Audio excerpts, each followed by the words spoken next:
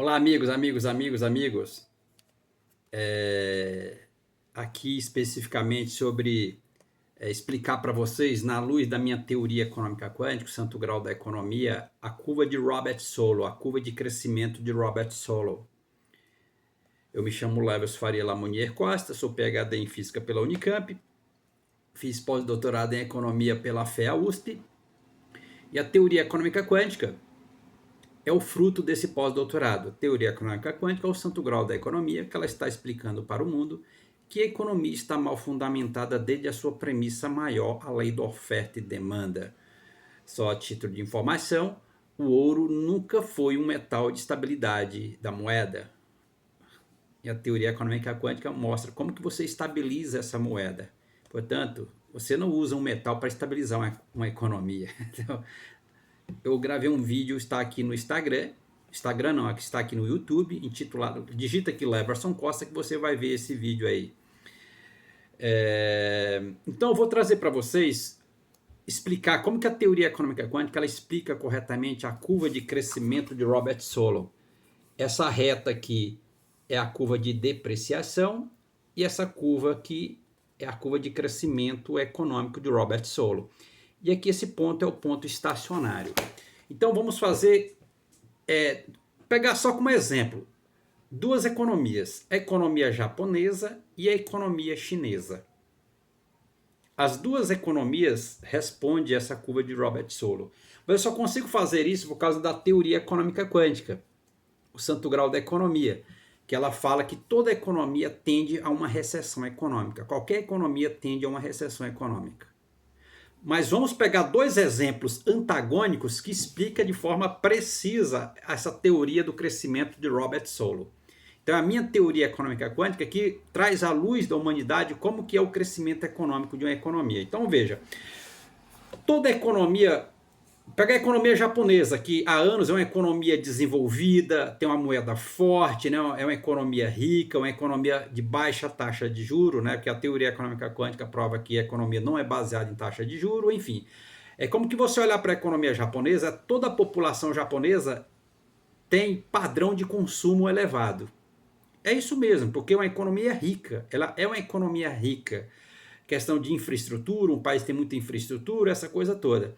Então, ela é uma economia rica. Então, todo mundo tem um padrão de consumo elevado. Certo? É como que toda a economia japonesa, toda a população japonesa está dentro da economia com alto padrão de consumo. E ainda assim, o que acontece na economia japonesa? Ela vive em recessão. Por quê? Porque todo mundo está dentro da economia com alto padrão de consumo, isso é um padrão de consumo. E, portanto, esse padrão de consumo ele é uma recessão econômica. Por quê? Porque não sai desse padrão de consumo. E isso chama-se recessão econômica. Simples assim. Então, por isso que a economia japonesa, você olhar para a curva de Robert Solow, ela está aqui, ó, ela está num estado estacionário, ela está numa recessão. Ela cresce muito assintoticamente, né? Com muita dificuldade, porque ela já atingiu esse padrão de consumo máximo. E isso chama-se recessão econômica. Agora vamos fazer o inverso. A economia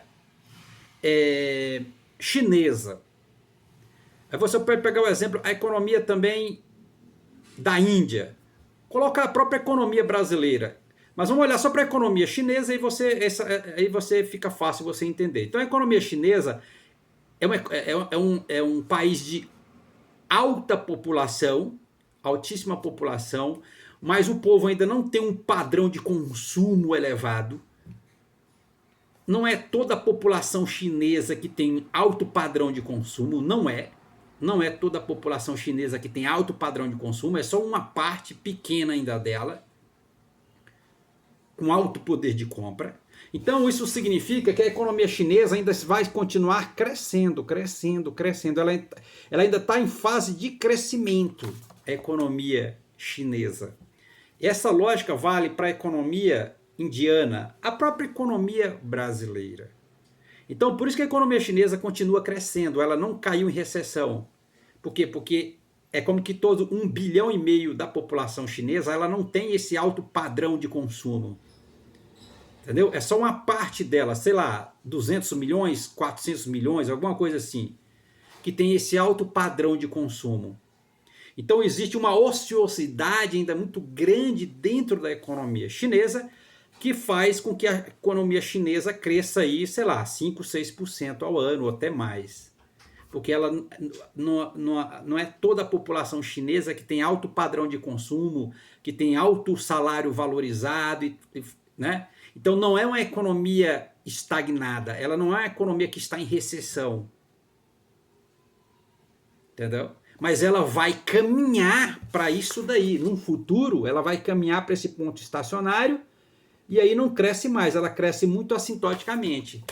Entendeu? Ela vai caminhar até que ela chega num alto padrão de consumo, e esse alto padrão de consumo que a gente vai chamar de recessão econômica. Então essa lógica vale para a economia indiana também. População gigantesca, mas só uma parte que tem alto padrão de consumo, então ela vai continuar crescendo mais do que as outras economias. Por exemplo, o Brasil também, um exemplo para o Brasil. Mas então todo mundo converge para esse ponto estacionário, porque é aí que a natureza da economia viver numa recessão econômica. Você viu o que a teoria econômica quântica, o santo grau da economia, ela é capaz de explicar? Eu olho para ela, ela me dá a informação. Eu cruzo com os efeitos econômicos que estão aí, é preciso. Por quê? Porque a teoria econômica quântica ela é uma teoria empírica. Então, ela, além dela ser uma teoria, ela é uma teoria empírica. Então, é preciso.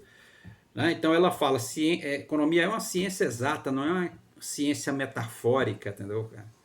Ela não está à mercê de vontades, de interesses econômicos. Tem que botar ela naquela posição e ali ela funciona da melhor forma.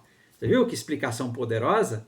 Então, por isso que a economia japonesa ela vive em recessão, a economia americana também tem nível de recessão, a Europa tem alto nível de recessão, vários países são assim, entendeu? Por quê? Porque chegou num alto padrão de consumo, salários valorizados, moeda estável, enfim, o povo não sai daquilo ali.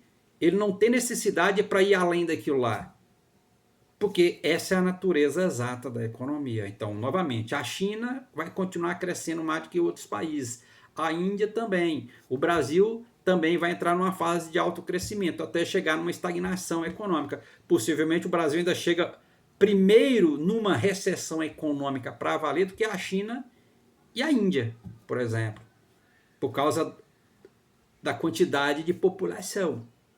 Falou, obrigado.